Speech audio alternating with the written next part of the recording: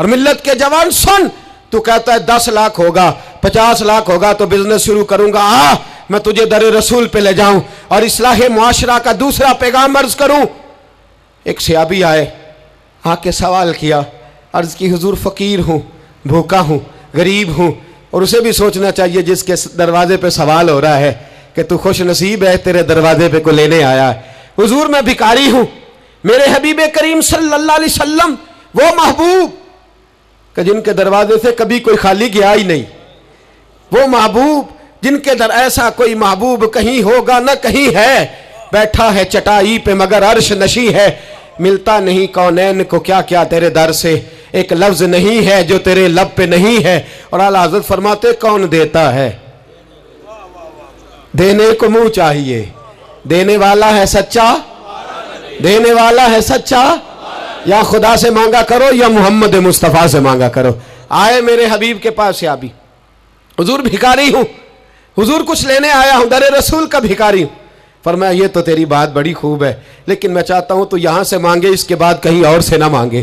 حضور کیا حکم ہے؟ فرمایا کچھ بھی نہیں تیرے پاس، کچھ نہیں۔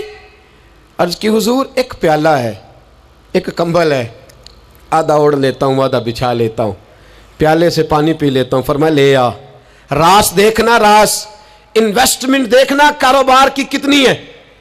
لائے، حضور نے صحابہ کے سامنے کھڑا کر کے فرمایا کون خریدے گا بھائی؟ اللہ کرے آج ساری توجہ آپ کی میری بات پہ ہو، چونکہ لفظ میرے ہیں، بات تو میں رسول اللہ کی بیان کر رہا ہوں۔ کیا انداز اختیار فرمایا کون خریدے گا؟ ایک صحابی کہنے لگے حضور 1 دینار میں خریدتا ہوں۔ فرمایا نہیں، بولی بڑھاؤ۔ صحابی کہنے لگے حضور 2 دینار دیتا ہوں۔ میرے حبیب نے کیا فرمایا؟ میرے حبیب نے فرمایا لو میں تمہیں دیتا ہوں۔ 2 دینار کی چیزیں بیچی، حضور نے فرمایا ادھر آ، 2 دینار پکڑ، جا کلاڑا لے کے آ، جا رسی لے کے آ۔ وہ لائے، اس میں پھل، کلاڑے میں پھل، نصیب دیکھو صحابی کے، دستہ اور پھل نبی پاک نے اپنے ہاتھوں سے لگایا۔ فرمایا چل پکڑ، جا جنگل میں جا کے لکڑیاں کاٹ، اپنے کندھے پر لکڑیاں رکھ اور جا بیچ۔ ایک پیشہ برا ہے دنیا میں، وہ مانگنا ہے، گردن کو جھکا دیتا ہے خیرات کا پتھر، جہاں میں مانگنے والوں کے سر کبھی اونچے نہیں ہوتے۔ اور یہ التجائے کرم اور میں آپ سے کروں، یہ بھیک اس کو دیجئے جس کا خدا نہ ہو۔ اقبال کہتے ہیں غیرت ہے بڑی چیز جہاں نے تگ و دو میں، پہناتی ہے یہ فقر کو تاج سردارا، جو قومیں مانگ کے کھاتی ہیں وہ سر جھکا کے جیتی ہیں، اور جو دونوں ہاتھوں سے کما کے کھاتی ہیں وہ سر اٹھا کے جیتی ہے۔ میرے رسول پاک صلی اللہ علیہ وسلم نے فرمایا جا لکڑیاں کاٹ اور بیچ۔ صحابی کہتے ہیں 1 مہینے کے بعد وہ آیا، مہینے کے بعد حضور نے فرمایا تیرا حال کیا ہے؟ عرض کی حضور سارے گھر والوں کے بستر بن گئے، حضور سب کے کپڑے آ گئے، یا رسول اللہ سارا کچھ ہو گیا ہے۔ اور واہ اس کے نصیب میں، جیب میں ہاتھ ڈال کے کہنے لگا حضور یہ 10 نذرانہ، یہ 10 دینار میں نذرانہ دینے کے لیے لایا ہوں، میں صفا کے طالب علموں کے لیے لایا ہوں، میں دین کے مجاہدوں کے لیے لایا۔ اٹھ باندھ کمر، کیوں ڈرتا ہے؟ پھر دیکھ خدا کیا کرتا ہے۔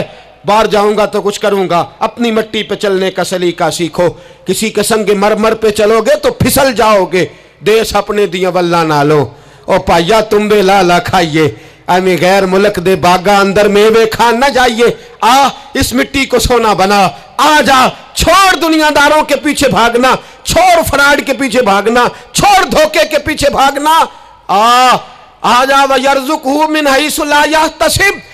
اللہ فرماتا ہے دنیا دار تجھے سوچ سمجھ کے دیں گے، میرے محبوب کے در کا گدا بن کے آ، میں تجھے بغیر حساب کتاب ہی عطا فرما دوں گا، میں تجھے بغیر حساب کتاب عطا فرماؤں گا۔